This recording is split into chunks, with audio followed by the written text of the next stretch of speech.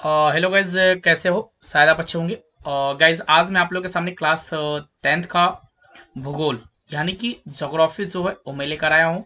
और आप लोगों को गाइज पता होना चाहिए कि मैं शुक्रवार और शनिवार और संडे 3 दिन आप लोगों को मैं ज्योग्राफी देता हूँ, और प्लस में इंग्लिश और प्लस में मैथ। ये तीनों क्लास जो होती है आप लोग की होती है। तो गाइज, आप मेरी लाइव क्लास में जरूर शामिल हो जाइए। तो आज जो है हम लोग का क्लास है ज्योग्राफी का, यानी कि इकाई 2। लेसन जो हम लोग का है क्या है, इकाई 2 है। ठीक है, यानी कि कृषि। एक कृषि जो चैप्टर है बहुत ही ज्यादा इंपॉर्टेंट है, क्योंकि एग्रीकल्चर से बहुत सारे क्वेश्चन जो है आपके बोर्ड एग्जाम में आते हैं। तो चलिए गाइज, मैं स्टार्ट करता हूं आज का वीडियो। दोस्तों, अगर इस चैनल पे पहली बार आए हो या पहली बार विजिट कर रहे हो तो इस चैनल को सब्सक्राइब जरूर कर लीजिएगा, और साथ में बेल आइकन को जरूर प्रेस कर दीजिएगा, क्योंकि हमारी आने वाली पहली नोटिफिकेशन की वीडियोस जो होगी वो आपके पास पहुंचेगी और आप सबसे पहले मेरे लाइव क्लास में शामिल हो जाइएगा। तो चलिए गाइज, मैं वीडियो को स्टार्ट करता हूँ। तो आज का मेरा टॉपिक क्या है आप लोग के सामने दिख रहा होगा कि आज जो हम पढ़ेंगे क्या पढ़ने वाले हैं। तो इकाई 5, ठीक है, बिहार कृषि एवं वन संसाधन। कृषि भी पढ़ना है, उसके साथ में हमें वन संसाधन के बारे में भी पढ़ना है। ये दोनों चीज जो है आज हमें कंप्लीट करना है, कृषि एवं वन संसाधन, क्योंकि दोनों का टॉपिक अलग अलग है। कृषि अलग है और वन संसाधन अलग है, लेकिन मैंने सोचा कि दोनों को एक ही साथ में क्लियर कर दिया जाए। तो चलिए, कृषि जो है वह जो हमारे लिए कृषि, भारत कृषि की दृष्टि से क्या है, एक संपन्न राज्य है। भाई सिंपल सी बात है कि भारत कृषि की दृष्टि से एक संपन्न राष्ट्र है। यहाँ विभिन्न प्रकार की जो है उपजाऊ मिट्टी पाई जाती है, जिसके फलस्वरूप हम भारतवर्ष में खेती बहुत अच्छे ढंग से कर पाते हैं। तो यानी कृषि, ठीक है, बिहार एक कृषि प्रधान राज्य है। बिहार से हम रिलेटेड हैं तो बिहार से हम चलेंगे। और बिहार एक कृषि प्रधान राज्य है। यहाँ 80% आबादी कृषि पर निर्भर है। 80% यानी 80+, 80% जो है आबादी जो है वो कृषि पर निर्भर रहती है। और यहाँ पे 4 तरह की फसल लगाई जाती है। यहाँ पे कितने तरह की फसल लगाई जाती है, तो यहाँ पे 4 तरह की फसल लगाई जाती है। कौन कौन से? एक भदई फसल, अगहनी फसल, रवि फसल और गर्मा फसल। यहाँ 4 तरह की फसल है। कौन कौन से? भदई, अगहनी, रवि और गर्मा फसल। ये 4 प्रकार के फसल पाए जाते हैं हमारे यहाँ। अब भदई फसल होता क्या है, इसके बारे में जानेंगे हम सबसे पहले, कि इसकी शुरुआत मई जून में होती है। याद रखिएगा कि भदई फसल की शुरुआत कब होती है। ऑब्जेक्टिव में आप लोग को एग्जाम में क्वेश्चन आता है कि भदई फसल जो है वो कब स्टार्ट होती है। तो याद रखिएगा मई जून में यह स्टार्ट होती है और अगस्त सितंबर में काट लिए जाते हैं। भाई तो अब कौन से होंगे कि मई जून में रोपा जाता है, बरसात के टाइम रोपा जाता है, और अगस्त सितंबर में बरसात खत्म होते ही इसे काट लिया जाता है। तो यह फसल क्या होगी, तो देखिए यहाँ पे भदई धान, ज्वार, बजरा, मकई, अतिरिक्त जूट एवं सब्जी की खेती इसी समय में की जाती है। तो ऑब्वियस है आप लोग समझ गए होंगे इस चीज को, कि कैसे इस चीज को हम लोग कर पाएंगे कि भदई फसल में होता क्या है। ओके, उसके बाद चलेंगे हम थोड़ा सा आगे आएंगे तो रबी फसल के बारे में जानेंगे कि रबी फसल होता है क्या। रबी फसल से आप बहुत ज्यादा अवगत होंगे, क्योंकि रबी फसल जो होता है हम लोग को पता है कि गेहूं को हम रबी फसल कहते हैं। ये सिंपल सी बात जानते हैं। और गेहूं के साथ क्या क्या हम उपजा सकते हैं इसके बारे में भी हम जान लेंगे। यानी कि इस फसल को अक्टूबर नवंबर के मध्य में लगाया जाता है। यानी इस चीज को याद रखिएगा कि रबी फसल को जो है वो हम अक्टूबर नवंबर में, यानी कि हल्की सर्दी के मौसम में, यानी ठंडी जो हल्की हल्की होती है उस समय हम फसल को उपजाते हैं, यानी रोपना शुरू करते हैं। और यह अप्रैल मई में काट लिए जाते हैं। अप्रैल में नहीं, अप्रैल और मई, अप्रैल मई में इसे क्या करते हैं, काटा जा सकता है। क्योंकि अप्रैल मई में क्या होता है, गर्मी बहुत ज्यादा होती है और लू बहुत तेजी से चलती है। तो उस प्रक्रिया के दौरान हम क्या करेंगे, इसको हम फसल को काट लेंगे, क्योंकि उस समय बहुत तेज से हवा बहती है और हम जब गेहूं को काट लेते हैं तो दबाने का कार्य किया जाता है। तो उस समय हवा जब तेज से बहती है तो हम आराम से फसल को काट के और उसे हम साफ सुथरा कर सकते हैं। उसके साथ में हम जौ भी रोप सकते हैं। जौ, जौ को तो बारे में आप जाने होंगे, जो दो पूजा वूजा में उसका यूज किया जाता है। उसके बाद दलहन पौधा, यानी कि सरसों का दलहन, यानी कि दाल का, यानी कि समझ लीजिए कि अरहर, मसूर, मूंग, ये सब का हम खेती कर सकते हैं। उसके बाद तेलहन का भी हम खेती कर सकते हैं उस समय, यानी अक्टूबर नवंबर में इसकी खेती कर सकते हैं और अप्रैल मई में काट भी सकते हैं। तो यहाँ तेलहन पौधे पौधे में क्या क्या आ सकता है, जैसे सरसों आ सकता है, तिल आ सकता है, सूर्यमुखी आ सकता है। ये सब फसल जो होती है वो तेलहन पौधे के अंतर्गत आती है। ओके, अब चलेंगे हम गर्मा फसल के बारे में। गर्मा फसल क्या होता है भाई? ये तो आप नाम से ही समझ ले होंगे कि यह गर्मा फसल है। हाँ, तो इस फसल को गर्मी के मौसम में उन क्षेत्रों में लगाया जाता है जहां सिंचाई की समुचित व्यवस्था हो और जहां स्थानीय जल स्रोत की मिट्टी गीली रहती हो। तो इस गर्मा फसल हम कहाँ लगा सकते हैं? देखिए कहाँ लगा सकते हैं, जहां आपके पास नदी हो, जहां आपके पास क्या हो, नदी हो, और नदी से निकलने वाली पानी आपके खेतों से होकर गुजर की जाती हो, तो वहां आप ये फसल को उगा सकते हैं। या बड़ी बड़ी नदियां हैं, वहां रेत होंगी, रेत के बगल में आप खेती कर सकते हो, तो वहां पे ये गर्मा फसल होती है। जैसे के लिए आप बोल सकते हो धान, ग्रीष्मकालीन सब्जियां उगाई जा सकती है। ठीक है, यहाँ पे गर्मा फसल में सब्जी उगाई जा सकती है, जैसे कि आप लालमी का नाम सुने, खरबूज का नाम सुने, तरबूज का नाम सुने। तरबूज भी गर्मा फसल के अंतर्गत आता है। ककड़ी आता है, खीरा आता है, ये सब गर्मा फसल के अंतर्गत आता है। बिहार में गहन खेती की जाती है। अगहनी फसल को खरीफ फसल भी कहते हैं। ओके, चलो भाई, अब हम चलेंगे आगे टॉपिक पे। आगे जो टॉपिक हम लोग का है बहुत इंपॉर्टेंट टॉपिक है। ठीक बा, अखाद क्या है भाई? अखाद फसलें क्या हैं? देखिए, अखाद अखाद फसलें क्या हैं, अब इसके बारे में हम जानेंगे कि अखाद फसलें क्या होती हैं। यानी कि यह जो है अखाद फसलें, जैसे इसमें क्या होता है, धान होता है, गेहूं होता है और मक्का होता है। इसके अंतर्गत ये आते हैं। ओके, इसके अंतर्गत ये आते हैं। बिहार में अखाद फसलों की महत्वपूर्ण स्थान रखता है। जैसे अखाद फसलों की में धान के बाद गेहूं दूसरा महत्वपूर्ण फसल है। मक्का बिहार का तीसरा मुख्य अखाद फसल है, जहां भदई, अगहनी और रबी एवं गर्मा चारों फसलें पैदा की जा सकती है। मोटे अनाज में क्या आ सकता है? इस एक नंबर में ऑब्जेक्टिव में आपके बन के आता है कि मोटे अनाज के उदाहरण दीजिए। तो मोटे अनाज की उदाहरण रखिएगा महुआ, मिलेट, जवार और बजरा। ये चीजें जो हैं वो मोटे अनाज के अंतर्गत आते हैं। तो यहाँ तक सभी को क्लियर होगा। आगे हम फिर देखेंगे, आगे हम देखेंगे और जानेंगे कि दलहन फसल होता क्या है। ठीक है, दलहन फसल के बारे में हम जानेंगे थोड़ा बहुत, और उसके बाद फिर हम आगे चलेंगे दलहन पौधे के जाने के बाद। ठीक है, हाँ चलो। दलहन, बिहार में दलहन फसलें में चना, मसूर, खेसारी, मटर, मूंग, अरहर, उड़द तथा कुथरी प्रमुख है। इनमें चना, मसूर, खेसारी, मटर एवं गर्मा मूंग रबी दलहन को फसलें जो हैं, जबकि अरहर और मूंग खरीफ फसल में अंतर्गत आते हैं। तो दलहन फसल के इसमें बहुत सारे आपके नाम दिए गए हैं, जैसे कि चना दिया गया है, मसूर दिया गया है, खेसारी दिया गया है, मटर दिया गया है, मूंग दिया गया है, अरहर है, उड़द है ना, कुर्थी है। यहाँ ये दलहन पौधे हो गए। ठीक है, इसमें भी दलहन पौधे में चना का भी जान सुने होंगे नाम, मसूर का भी सुने होंगे नाम। ये सब क्या होते हैं? ये दलहन पौधे के अंतर्गत आते हैं। अब तंबाकू क्या होता है भाई? तंबाकू उत्पादन बिहार का भारत का छठा स्थान रखता है। भारत में, पूरा भारत में कितना स्थान पे है तंबाकू उत्पादन में? तो छठा स्थान पे। इस चीज को याद रखिएगा, छठ यानी छठे नंबर पे यह स्थित है, 6 नंबर पे। ठीक है, तो इस चीज को याद रखिएगा, 6 नंबर पे बिहार जो है वह तंबाकू उत्पादन वाला स्थान रखता है। इसकी खेती के लिए गंगा के दियारा क्षेत्र, गंगा का दियारा क्षेत्र क्या होता है जानते हैं? जहां हमेशा बाढ़ आता हो, जहां हमेशा क्या हो, बाढ़ आता हो, और उसकी नमी जो होती है, धरती की नमी हमेशा बरकरार होनी चाहिए। तो वहां आप क्या कर सकते हैं? तंबाकू की खेती कर सकते हैं। सबसे उपयुक्त है समस्तीपुर, वैशाली जिले इसके लिए प्रसिद्ध है। समस्तीपुर और वैशाली, जहां तंबाकू की अत्यधिक उपज होती है। अब हैजल क्या होता है भाई? नया टॉपिक आ गया भाई, हैजल।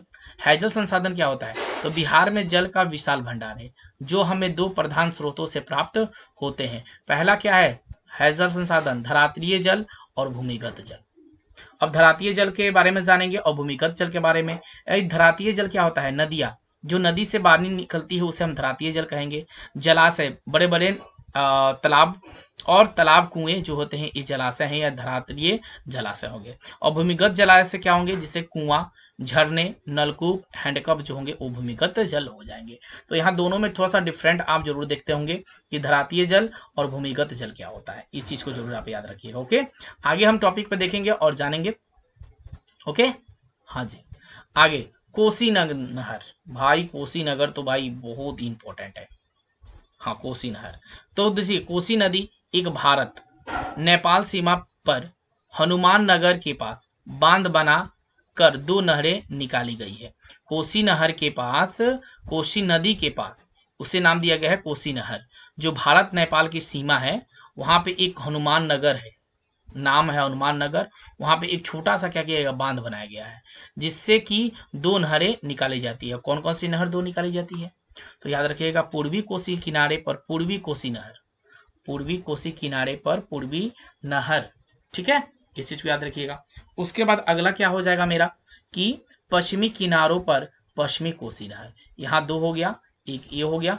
ठीक है, आपका ये पूर्वी कोसी किनारे पर पूर्वी कोसी नहर और दूसरा पश्चिमी किनारे पर पश्चिमी कोसी नहर। ओके, अब गंडक नगर बहुत इंपॉर्टेंट है भाई।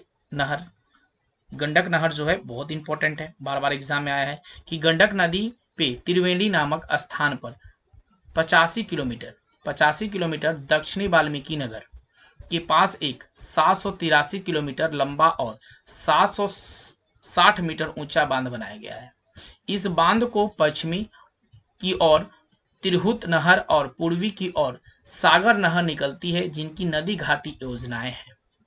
गंडक नदी याद रखिएगा कि गंडक नदी जो है वह दक्षिणी छोर से 85 किलोमीटर और वाल्मीकि नगर से 743 किलोमीटर और लंबा कितना है तो 760। ठीक है, ऊंचा कितना है, बांध बनाया गया है। इतना चीज याद रखिएगा कि इसका 85 किलोमीटर दक्षिणी वाल्मीकि नगर से के पास से 783 किलोमीटर क्या है, लंबा है और 760 मीटर क्या है, ऊंचा बांध बनाया गया है गंडक नदी का। तो गंडक नदी को योजनाएं कौन कौन सी अभी चल रही है गंडक नदी पे, तो आप लोगों को मैं बता दूं, सोन नदी घाटी परियोजना मोस्ट इंपॉर्टेंट, गंडक नदी घाटी परियोजना इंपॉर्टेंट एकदम, और कोसी नदी घाटी परियोजना एकदम मोस्ट इंपॉर्टेंट। इस तीनों में से एक क्वेश्चन जो है आपके एग्जाम में आएंगे, ये कंफर्म मैं बोलता हूँ 101% जो है मैं आपको बोलता हूँ कि इस तीनों में से एक क्वेश्चन जो है आपके एग्जाम में आने वाले हैं इस बार। तो आप लोग विशेष इसको तैयारी करके जाइएगा। ठीक है, चलिए अब थोड़ा सा हम जानेंगे कि अन्य दो परियोजनाएं जो हैं इसके साथ कौन कौन से चल रहे हैं। अन्य परियोजनाएं उसी नदी गंडक नदी पे, तो वहां पे है दुर्गावती जलाशय परियोजना, उसके बाद चंदन बहुआ परियोजना, उसके बाद तीसरा हुआ बागमती परियोजना, चौथा हुआ बरनार जलाशय परियोजना। ये चार परियोजना और अतिरिक्त वहां पे चल रही है। ठीक है, अब चलेंगे एक एक करके हम सबके डिफिनेशन जान लेंगे, क्योंकि हमें एग्जाम में तो लिखना है ना। हाँ, एग्जाम में तो हमें लिखना है इस चीज को। हाँ, तो पहला चलते हैं हम सोन नदी घाटी परियोजना। यह परियोजना बिहार की पुरानी और पहली नदी घाटी परियोजना है। इसका विकास अंग्रेजी सरकार 1874 ईस्वी में सिंचाई के लिए किया गया था। इसमें डेहरी के पास पूरब पश्चिमी की ओर नहरें निकाली गई है। यानी सोन नदी परियोजना जो है 1874 ईस्वी में चालू किया गया था, अंग्रेजी शासन जब थी। आयु कहां से कहां तक जाती है तो पूर्व से पश्चिम की ओर नहर यह निकलती है। ठीक है, आगे हम थोड़ा सा देखेंगे कि गंडक नदी परियोजना क्या होता है भाई। उत्तर प्रदेश और बिहार की यह एक संयुक्त परियोजना है। उत्तर प्रदेश यानी यूपी और बिहार की यह संयुक्त परियोजना है, जो भारत के नेपाल के सहयोग से वाल्मीकि नगर के पास शुरू किया गया है। वाल्मीकि नगर शायद कुशीनगर में है ना, हाँ कुशीनगर में है वाल्मीकि नगर, वहां से वो गंडक नदी योजना जो है चलती है। इस परियोजना द्वारा बिजली, सिंचाई तथा जल आपूर्ति नेपाल भी की जाती है। ठीक है, अब इसमें हम देखेंगे थोड़ा सा आगे चल के, हम थोड़ा सा देख लेते हैं। ठीक है, अब दुर्गावती परियोजना क्या होता है भाई, इसके बारे में थोड़ा सा हम देखेंगे और जानेंगे दुर्गावती परियोजना क्या होता है ना। चलिए, सॉरी पेन जो है वो कलरफुल होना चाहिए तब समझ में आएगा। दुर्गावती जलाशय परियोजना, इस परियोजना का मुख्य उद्देश्य कैमूर एवं रोहतास जिले के सूखाग्रस्त क्षेत्रों में सिंचित करना यानी सिंचाई करना एवं बाढ़ को नियंत्रण करने के लिए किया गया है। बिहार के वनों के दो वर्गों में बांटा गया है भाई, इंपॉर्टेंट। बिहार के दो वनों में को बांटा गया है, कौन कौन से, एक आर्द्र पतझड़ वन और दूसरा जो होता है सूक्ष्म पतझड़ वन। यह दो वन आपके यहाँ पाया जाता है। आर्द्र पतझड़ वन क्या होता है भाई, इस प्रकार के वन दक्षिणी पहाड़ी क्षेत्र में एवं पश्चिमी भाग में पाए जाते हैं। सोमेश्वर दुत सिल्लिकी क्षेत्र में 917 वर्ग किलोमीटर क्षेत्र में वन विस्तार है। ओके। और सूक्ष्म पतझड़ क्या होता है कि बिहार के पूर्वी मध्य पूर्ववर्ती भाग तथा दक्षिणी पश्चिमी पहाड़ी भागों में इस प्रकार से वनों का विस्तार है कि कैमूर रोहतास जिले इसके अधिक सिंचाई की जाती है। आगे हम देखेंगे, बहुत इंपॉर्टेंट टॉपिक जो है ये वाला है भाई, आप इस टॉपिक को मिस मत करिएगा, बिल्कुल इस वाले टॉपिक को आपको मिस नहीं करना है। संजय गांधी जैविक उद्यान बहुत इंपॉर्टेंट, पटना में लगभग 900 एकड़ क्षेत्र में फैला हुआ है, 980 एकड़ क्षेत्र में फैला हुआ है संजय गांधी जैविक उद्यान, इसको याद रखिएगा। यह बिहार का एक एकलौता राष्ट्रीय उद्यान है भाई, एकदम 980 किलोमीटर एकड़ क्षेत्र में फैला हुआ है, बहुत बड़ा है ये, ठीक है। और यहीं पे एक चीज मिलता है आपको कांवड़ झील के नाम से। अब कांवड़ झील क्या होता है भाई, क्वेश्चन आपके एग्जाम में आता है कि कांवड़ झील से आप क्या समझते हैं। तो कांवड़ झील प्रवासी पक्षियों के प्रमुख पड़ाव है। प्रसिद्ध पक्षी वैज्ञानिक डॉक्टर सलीम अली ने इसे पक्षियों का स्वर्ग कहा था। अब भाई पक्षियों का स्वर्ग जिसे कहा गया कांवड़ झील, तो आप समझ सकते हो कि कितना इंपॉर्टेंट है। तो कांवड़ झील जो है वह पक्षियों का क्या है, एक स्वर्ग है, ठीक है। कांवड़ झील में 300 से ज्यादा प्रजातियां जो है पक्षियों की पाई जाती है, 300 से ज्यादा प्रजातियां जो है पक्षियों का पाया जाता है। जाति इस अध्ययन में एक साथ संभव है।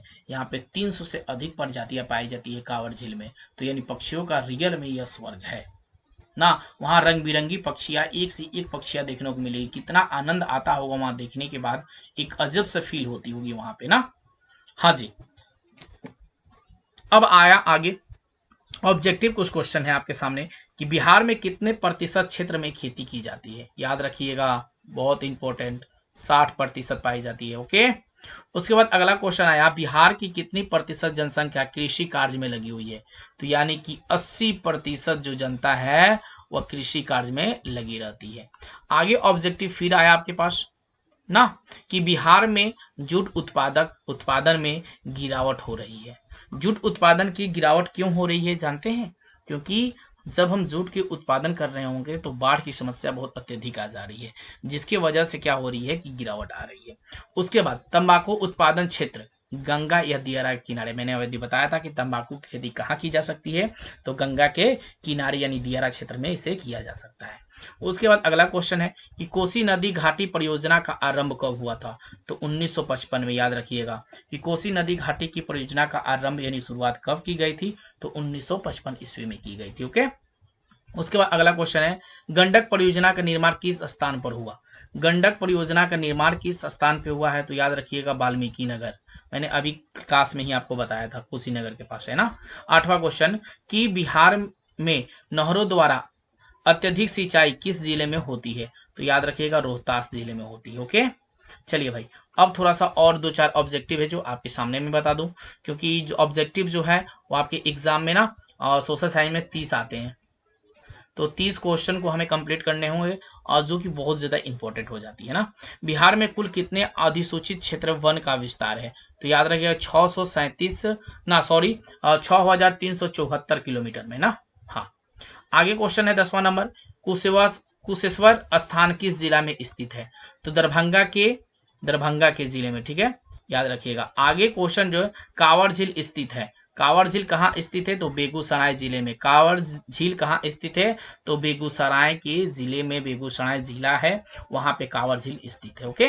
आगे क्वेश्चन इंपॉर्टेंट बहुत ज्यादा है, यह जो है बहुत इंपॉर्टेंट है कि संजय गांधी जैविक उद्यान किस नगर में स्थित है, तो याद रखिएगा पटना में, ओके। आखिरी और इसके बाद हम लोग क्लास को ऑफ करेंगे। 11 नंबर है गुवाहाटी सिलीगुड़ी पाइपलाइन। यह पाइपलाइन परियोजना यहाँ पे मैंने शामिल किया है कि पाइपलाइन परियोजना कौन कौन सी होती है, तो याद रखिएगा कि गुवाहाटी सिलीगुड़ी पाइपलाइन, उसके बाद दूसरा है बरौनी कानपुर लखनऊ पाइपलाइन, उसके बाद तीसरा है मुंगेर हासन बेंगलुरु पाइपलाइन, और चौथा है चेन्नई त्रिचित पाइपलाइन। ये 4 जो है प्रमुख पाइपलाइनें हैं जो कि बहुत इंपॉर्टेंट है, कभी कभी एग्जाम में पूछता है कि भारत से होकर गुजरने वाली प्रमुख पाइपलाइनों के नाम लिखें, तो आप 4 पाइपलाइन को जरूर लिख दीजिएगा। अगर आप लोग को वीडियो अच्छी लगी हो तो प्लीज लाइक कर दीजिएगा। ऑलवेज आप हैप्पी रहिए, हमेशा खुश रहिए और हमें भी खुश रखिए, तो प्लीज लाइक वीडियो को कर दीजिएगा और ज्यादा से ज्यादा आप अपने दोस्तों में इस वीडियो को शेयर कर दीजिएगा। धन्यवाद।